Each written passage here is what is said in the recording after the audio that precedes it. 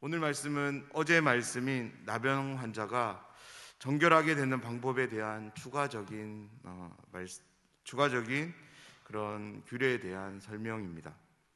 어제 말씀이 일반적인 나병 환자가 정결하게 되는 규례에 대한 설명이었다면, 오늘 말씀은 일반적이지 않은 예외적인 상황을 우리에게 보여줍니다. 말씀은 그 예외적인 상황에 대해 이렇게 소개하는데요, 그가 가난하여 그의 힘이 미치지 못하면 이라고 소개합니다.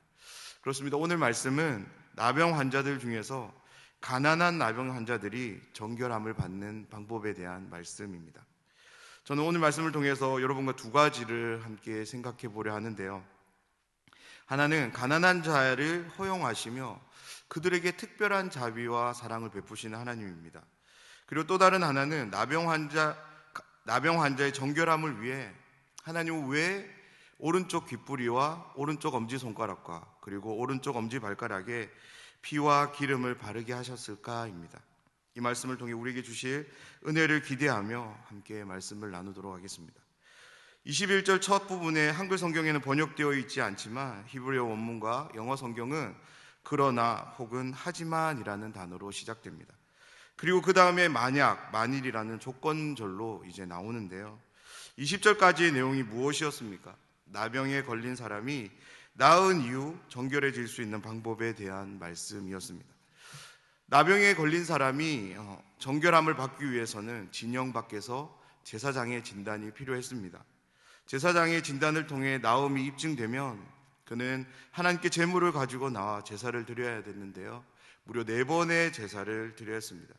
그 제사를 위해서 정결한 새 2마리와 흠없는 어린 순양 1마리가 필요했고요, 1년 된 흠없는 어린 암양 1마리와 고운 가루 10분의 3 에바와 기름 섞은 소재물과 기름 1록이 이렇게 필요했습니다. 이 제물들이 정확히 어떤 것인지 우리는 준비해보지 못해서 알 수 없지만 이런 것들을 준비하는 것은 결코 쉬운 일은 아니었을 것입니다. 그런데 만약에 어떤 사람이 나병에 걸렸습니다. 그런데 자신의 눈이 보기에 이것들이 다 나았어요. 근데 하나님께 이러한 제물을 드릴 수 없는 그런 상황에 있다면 그는 어떻게 해야 될까요? 계속 진영 밖에서 격리된 채 그는 살아가야 될까요? 우리는 레위기 말씀을 계속적으로 살펴보면서 진영 밖에 사는 것이 어떠한 의미인지를 알게 되었습니다.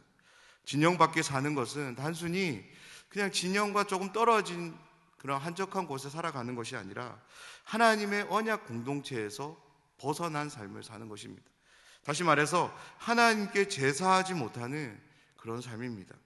하나님께 제사하지 못하는 삶은 엄밀히 말하자면 이스라엘 민족의 정체성에서 가장 위배되는 삶인 거죠. 그렇기 때문에 이스라엘 민족을 위하시는 하나님은 이스라엘 민족들 가운데 단 한 사람도 격리된 채로 내버려 두지 않기를 원하신 것입니다.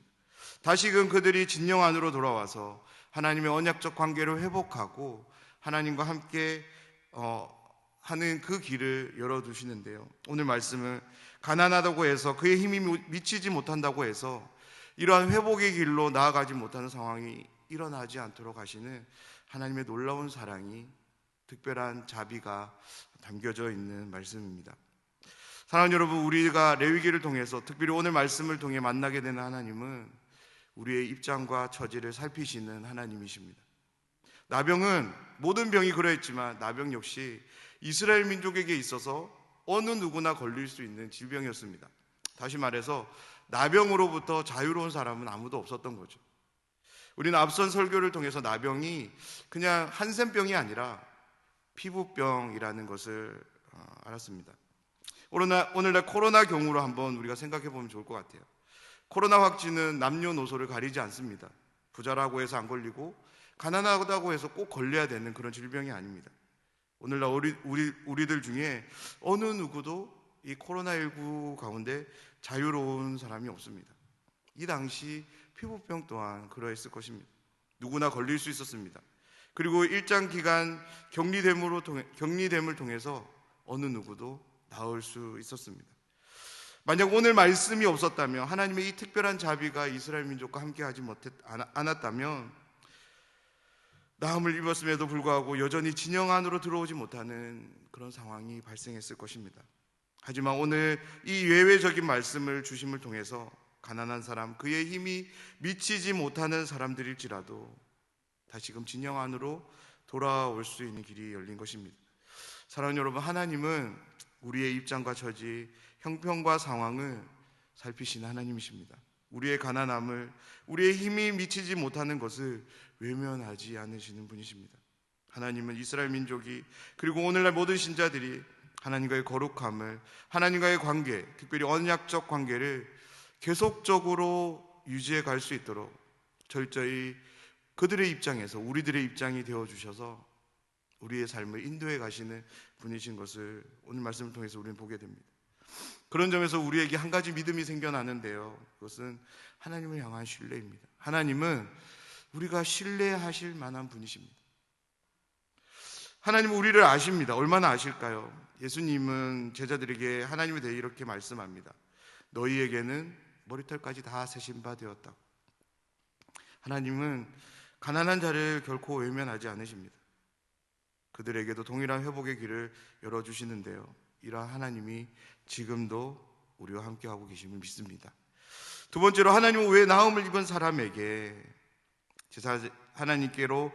하나님께 제사로 나아가면서 그의 오른쪽 귓부리와 오른쪽 엄지손가락과 그리고 오른쪽 엄지발가락에 피와 기름을 바르게 하셨을까요? 성경이 이 부분에 대해서 우리에게 정확하게 설명해 주지 않지만 두 가지 측면으로 한번 생각해 볼 수 있을 것 같습니다. 하나는 장소적인 측면인데요, 귓부리와 엄지손가락 그리고 엄지발가락은 사람을 머리, 가슴, 다리 이렇게 세 부분으로 나누어 봤을 때 각 신체 기관들 중에 가장 끝에 위치하는 기관들입니다. 이스라엘 민족에게 있어서 가장 끝에 위치하는 가장자리는 어디일까요? 바로 나병 환자들이 머물렀던 진영 밖이었던 거죠. 하나님은 나음을 입은 나병 환자들의 귓부리와 엄지손가락과 엄지발가락에 피와 기름을 바름을 통해서 그들의 가장자리가 깨끗해졌음에 대한 표식으로 이렇게 하신 것입니다. 이제 그들의 나병이 나았기 때문에 더 이상 그들이 격리의 장소에 있지 않아도 됨을 하나님 보여주시기 위해서, 다시금 그들이 진영 안으로 돌아옴을 허용하기 위해서 이렇게 신체의 가장자리, 가장 끝부분에 피와 기름을 바르신 것입니다. 두 번째는 하나님과의 관계적인 측면인데요, 나병에 걸린 사람은 진영 밖으로 나가서 홀로 격리된 삶을 살아야 됐습니다. 그 결과로 그들은 하나님의 제사에 이제 참여할 수 없게 된 거죠. 하나님의 임재가 있는 성막을 향해 그들은 발로 걸어갈 수 없게 되었고요, 그의 손으로 하나님께 제사 드릴 수 없게 되었습니다. 더 이상 하나님의 말씀을 자신의 귀로 들을 수 없게 된 것이죠. 나병이 나 이제 진영으로 돌아올 수 있었던 사람에게 하나님 귓부리와 엄지손가락 그리고 엄지발가락에 피와 기름을 바르신 것은 이제 하나님의 임재가 있는 성막을 향해 자신의 발로 걸어갈 수 있게 되었음을 보여주시는 것입니다. 그곳에 나아가 자신의 손으로 이제 제사 드릴 수 있게 되었음을, 그 영광스러움 가운데서 선포되어지는 하나님의 말씀을 자신의 귀로 직접 들을 수 있게 되었음에 대한 표식으로 피와 기름을 귓부리와 엄지손가락 그리고 엄지발가락에 바른 것입니다. 레위기 8장을 보면 제사장의 위임식에 대한 말씀이 나옵니다. 그런데 거기에 보면 모세가 아론과 그의 아들들에게 그의 아들들의 오른쪽 귓부리와 오른쪽 엄지손가락 그리고 오른쪽 엄지발가락에 피를 바르는 장면이 나옵니다. 나병에 걸렸다가 나은 사람에게 한 행동과 같은 행동이 나오는데요, 귓부리와 엄지손가락, 엄지발가락은 우리의 신체 기관 중 가장 끝자리, 가장자리를 의미하기도 하지만 가장자리의 거룩함은 곧 신체 전부의 거룩함을 의미하기도 합니다. 하나님은 아론과 그의 아들들을 제사장으로 세우면서 그들의 신체 전부가 하나님 앞에서 거룩해졌음을 표시하기 위해서 이와 같은 행동을 하신 것입니다. 아론과 그의 아들들이 이전의 삶과는 전혀 다른 새로운 삶으로, 제사장의 삶으로 살아가도록 하기 위해서 하나님은 이곳들에 피를 바르신 것이죠. 나병 환자가 이제 나음을 입은 것은 다시 진영으로 돌아오는 것을 의미하기도 하지만 이전과는 전혀 다른 삶, 격리된 삶이 아니라 하나님의 제사에서 외면된 삶이 아니라 하나님의 언약적 관계 안에서 이제 새로운 삶이 진행되어짐을 보여주기 위해서 이와 같은 행동을 하신 것입니다. 사랑하는 여러분, 하나님은 우리의 입장과 처지를, 상황과 형편을 외면하지 않는 분이십니다. 우리의 입장에 서서 우리의 연약함을 헤아려 주시는 자비가 풍성하신 하나님이십니다. 그리고 나병을 입은 사람이 나음을 입게 될 때 하나님은 그 피부병만을 고쳐주시는 것이 아니라 그 사람이 본래적인 모습, 그 모든 것을 본래의 자리로 되돌려주시는 회복의 하나님이십니다. 이 말씀을 우리가 기억하면서 예수님의 한 사건을 떠올려 보셨으면 좋겠는데요. 마태복음에 보면 한 나병 환자가 예수님을 찾아가는 장면이 나옵니다. 많은 무리와 함께 산에서 내려온 예수님 앞에 한 나병 환자가 찾아와서 엎드려 절합니다. 그리고 예수님을 향해 이렇게 요청합니다. 주여, 원하시거든 저를 깨끗하게 하실 수 있겠습니다. 그 요청에 대한 예수님의 반응을 마태는 이렇게 기록하는데요. 8장 3절 말씀입니다.